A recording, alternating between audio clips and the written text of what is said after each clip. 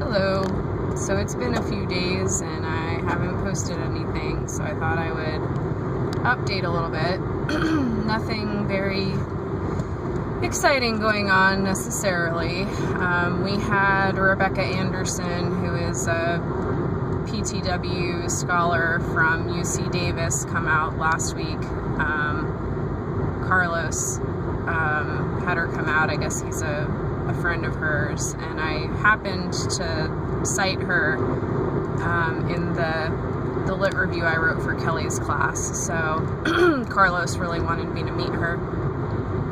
So she gave a talk for our class, for the Developing Online Content class, and it was good. It was really interesting. Her whole push is to connect academia with industry, and in a professional and technical writing setting.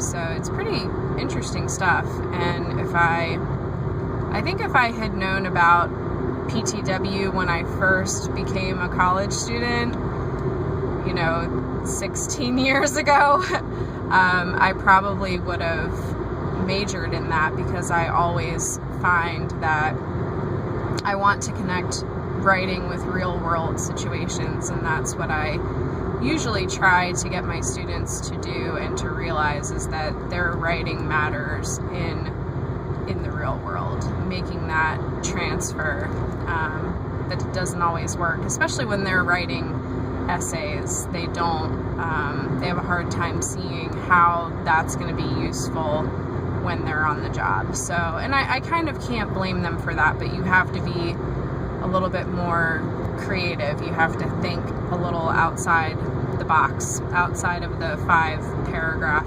box. So anyway, we went out to dinner last Thursday with Rebecca. That was pretty cool. We had a nice time, I think. I hope I didn't talk too much and make a jackass out of myself. Anyway, Steve came and visited for a couple days, which was really nice. I got to see him. I had a phone interview with Bowie State for the Writing Center coordinator position on Wednesday, and I had a feeling it went pretty well. I felt pretty good about it. I felt like I had a couple of missed opportunities, but I think I still conveyed the fact that I'm very interested in writing centers and a huge proponent of them. So they got back to me really soon thereafter and said that I'm one of the 3 finalists, and I'll be going in another about week and a half or so for a second interview on the campus.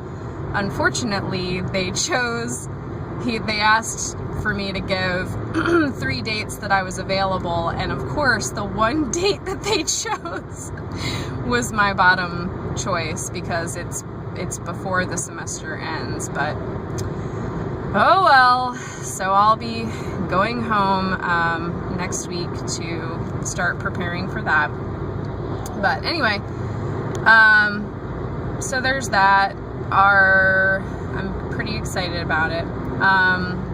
But it does mean that I need to make a lot of considerations about the program if it turns out that I'm offered the job, because this was a big life change to decide to come down here, and then it would be another huge life change to decide to go back home.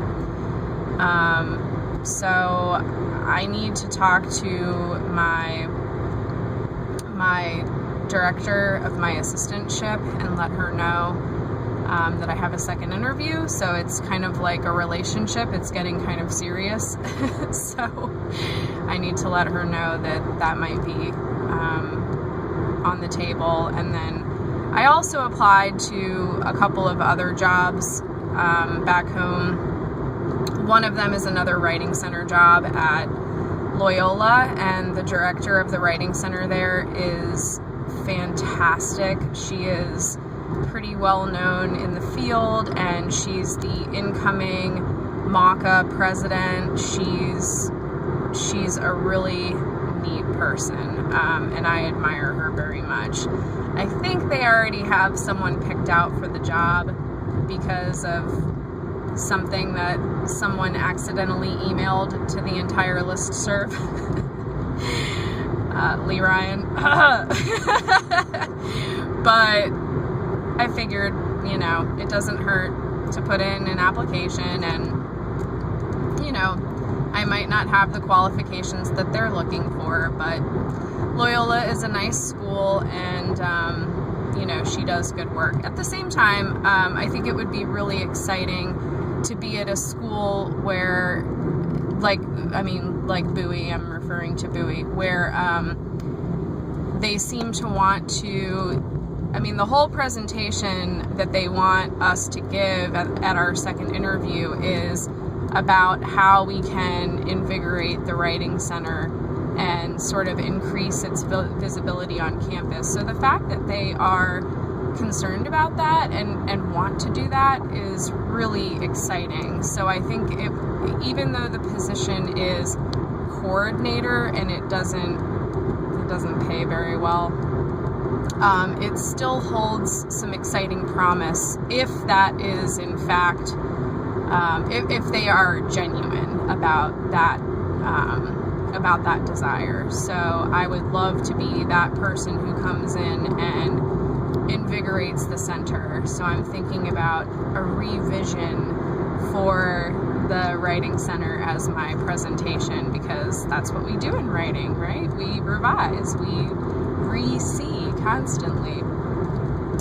So that's my idea for that. And then I also applied to a position at Howard Community College, which was listed under the tutoring and I forget what the category is on higher ed, but it's something like tutoring and learning services or something like that. It's an interesting position. It sounds a lot more administrative. So it's not necessarily working in a learning or writing center, but it does deal with teaching and learning and the honors college at HCC and making connections within the school and with other, I'm guessing, with other public schools, because they say other schools, so I'm assuming that's what they mean, probably with high schools in the area. So anyway, I applied to that because I had all of the qualifications and it sounded pretty interesting and the pay was pretty banging, so I figured, what the hell, it's just one of those things, you throw your seeds out there and you see which ones sprout, right? That's just, I don't know, that's how it works, I think.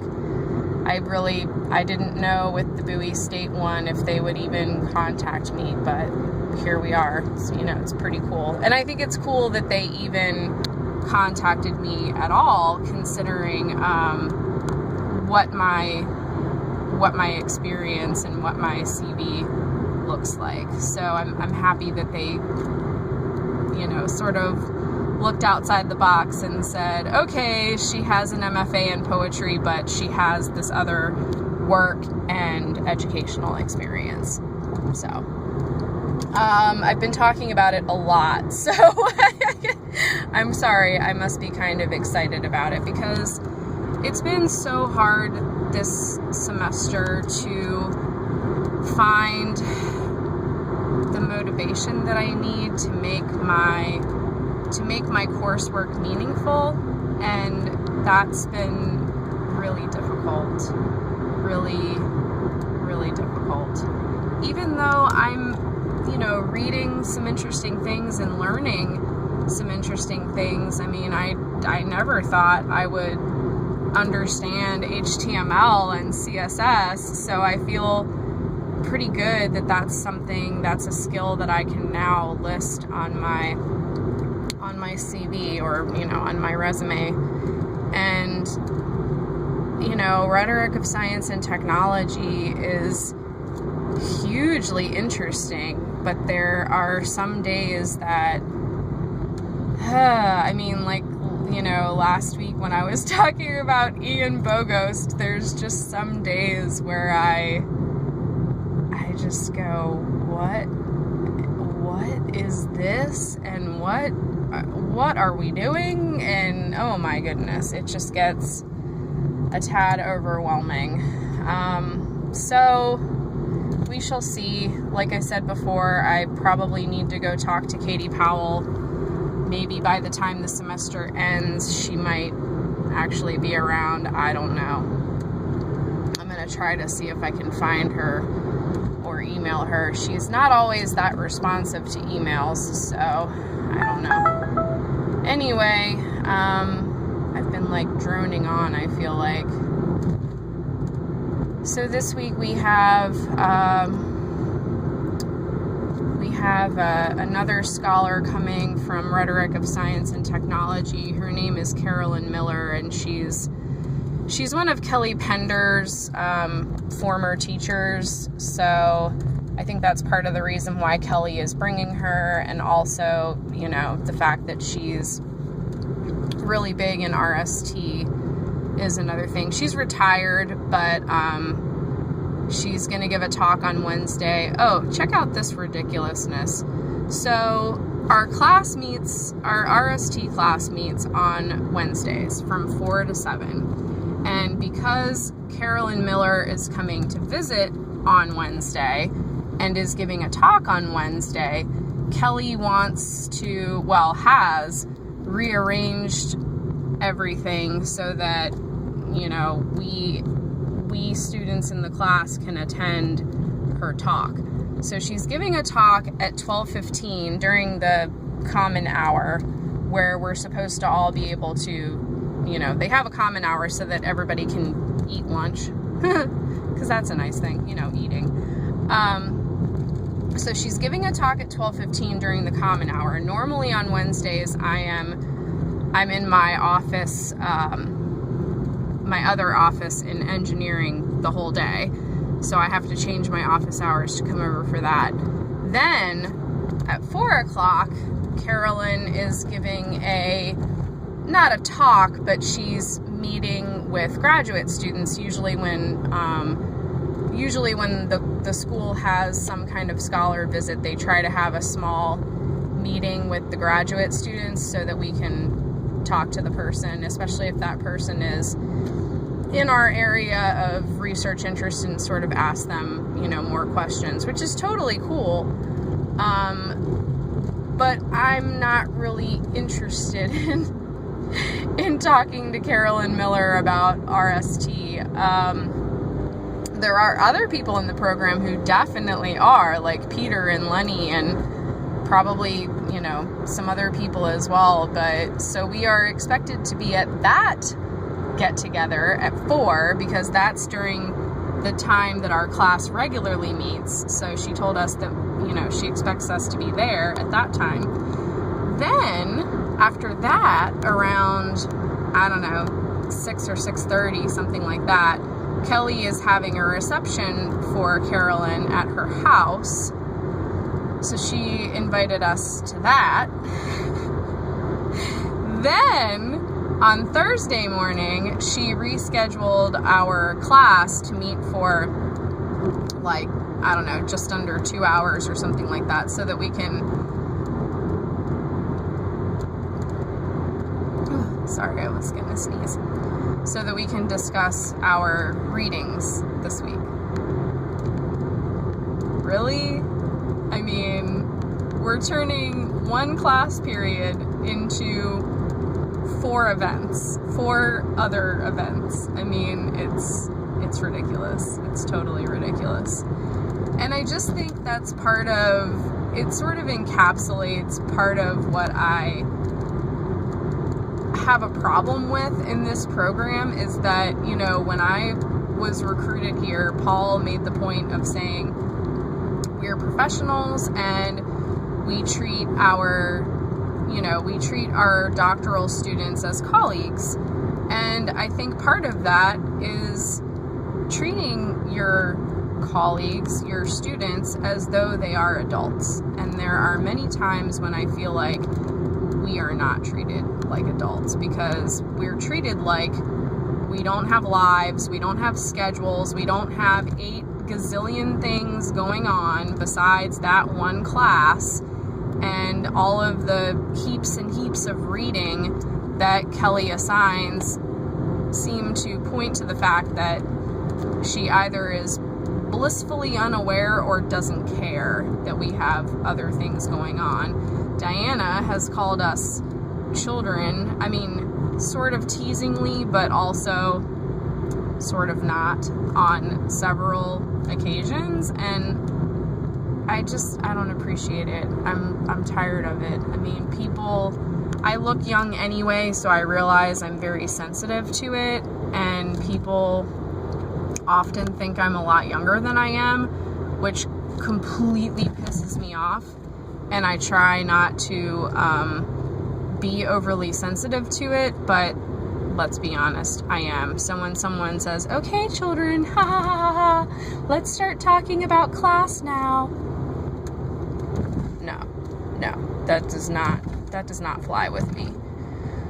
So anyway, I think I'm just, my candle is burning low, and I think that's why I'm so eager to investigate other opportunities. Partially, that's one of the reasons why, and then also just the fact that I'm away from Steve so much of the time, and when I see him, it's so precious and so fast. I mean, when he came in town last week, he came in on Tuesday, we had dinner together in Roanoke, we went home, I had to leave the next morning to go to school, I was gone all day, I got home at, like 8:30, made dinner, we hung out for a little while, I fell asleep probably kind of early, probably around 10,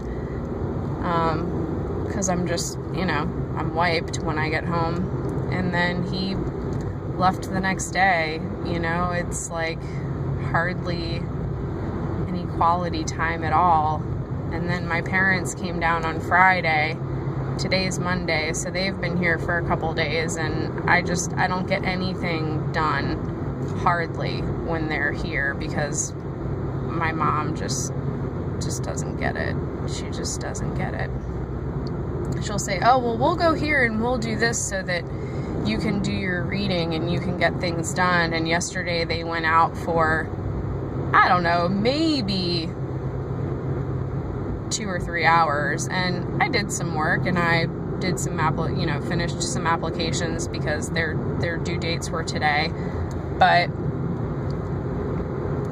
then she comes home and she's ready to go get a beer at, like 4:15, 4:30, and I'm like, I still have work to do. And she came back and was like, well, are you ready now? Like literally 5 minutes later. Like, she just, like, you don't understand the volume of reading and crap that I have to do. And so I'm going to campus today, mostly because I need to get some work done. So anyway, I really have droned on really long now. So clearly I need to do this more frequently so that my videos are a lot shorter. I'll let you go. Bye.